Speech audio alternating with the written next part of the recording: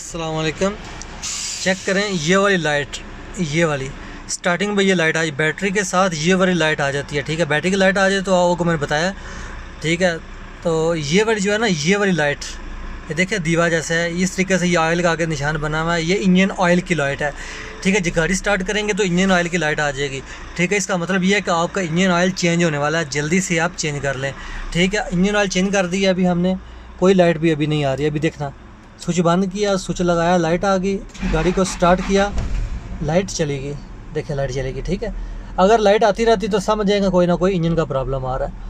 ठीक है, इंजन में कोई भी प्रॉब्लम आएगा तो ये इंजन ऑयल लाइट आ जाएगी। ठीक है, ये ऑयल वाली लाइट आ जाएगी।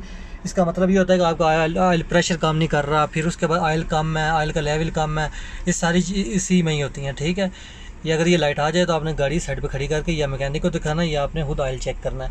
ऑयल ख़राब है तो चेंज कर दें, तो ये मसला हल हो जाएगा।